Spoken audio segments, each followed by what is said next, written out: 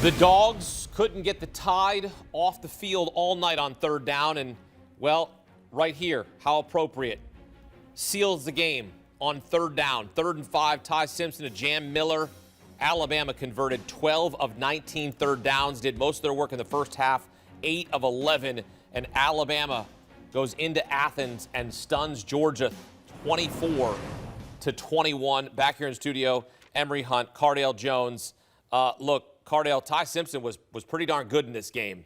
He was excellent in the first quarter for sure. He had as many incomplete passes in the first quarter as his last 2 games combined. He was on time and on target, but it was that third down conversion, and they were able to absorb it in the second half from the Georgia Bulldogs. You know what? This is a great part I love about college football, and there's so many different things to love about it. But when you got a guy like Ty Simpson who's been playing at a really good level this first quarter of a season, as many times Alabama throw the ball around, he has not yet turned the ball over. So they got their play caller and they trust him full-heartedly with this offense and the success of this team. We had a clip earlier when he was giving a pregame speech. I mean, I know Alabama fans after that Florida State loss, they was ready to get rid of Caleb DeBoer, but for them to go into Athens and snap Georgia home game win streak, this was huge. And we talked about it earlier on the show. When you go into a hostile environment on the road, and especially conference play, and not just any conference play, SEC conference play, you need to bring that toughness, you need to bring that run game, and you need to bring that defense. Alabama brought all 3, led by Ty Simpson. And this was a great game, and they take down, another top 5 opponent. And I can't wait to see what the standings look like now in the SEC, because it's going to be a bloodbath the rest of the way for both of these teams. The shock to the system they got in week 1 versus Florida State has set the tone for what we're seeing now from Alabama and from Ty Simpson. I was very impressed with Ty Simpson and how he played tonight. This is someone was playing with extreme confidence, seeing the field really well. He's decisive in his decisions. He ran the ball when he needed to and was very athletic in doing so. The passing of the ball in terms of the placement of his passes was outstanding, putting the ball where only his receiver can get it, making some tight window throws in certain situations where you kind of need your quarterback to make a play. He was making those plays, and to watch him just blossoming from what we saw from him, what we kind of thought he was going to be, now we know what he is, to go in that hostile environment on the road and do what he did there. I think this is someone that's playing his best football, considering he did it the old school way. He bought his time, waited, and now he's the starter, and he's doing exactly what you expect your guy to do, step in and play well. The 2 longest home winning streaks in the nation over. Washington's home winning streak over. Buckeyes busted that. It was 22. Georgia's 33-game home winning streak, that's over. Alabama wins. Alabama didn't score a single point in the second half.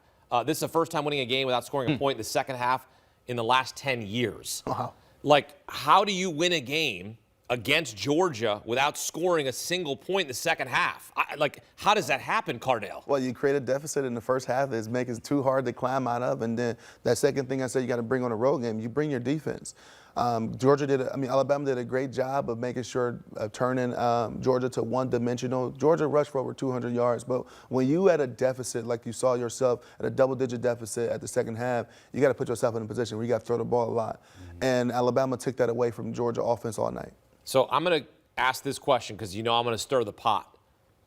Did Georgia actually lose this game, or did Alabama actually win this game?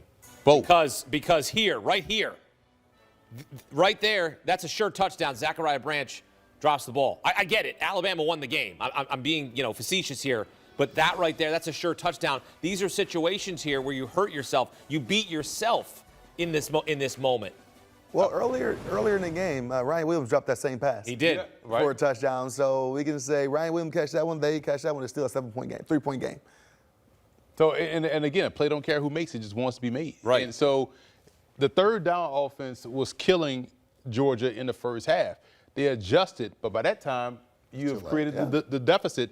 And on the other side of that, they could not stop Bama in need-to-have-it situations. Yeah. And so even though they didn't score points, they still were able to move the football down the field enough to where now you beating the clock. The clock is beating you more so than them scoring touchdowns. So it was kind of both. Bama did what it was supposed to do and did a great job in doing so. Shout out to their defense for making sure they got Georgia off the field. Georgia had ample opportunity themselves to make something happen, but couldn't. So, you got to give credit to Bama and also Georgia. Now, I will say this for Georgia.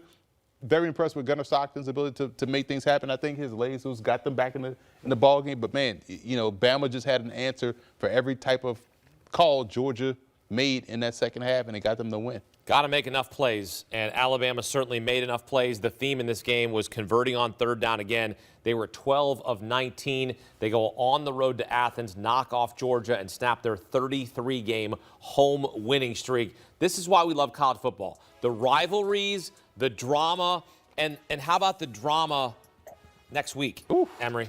I mean, It's America's quarterback. quarterback. America's quarterback, Diego Pavia, going to be coming to Tuscaloosa. You remember last year what happened? You remember what happened last year? Yeah. Vanderbilt knocked off the #1 team in the nation. Alabama's not going to be #1 next week. They're going to move up in the rankings for sure. It's not going to be 17, 18, but it's going to be ranked on ranked. Another win for Vanderbilt. They're off to a 5-0 start. And Alabama now 3-1 as they go on the road and knock off #5 Georgia.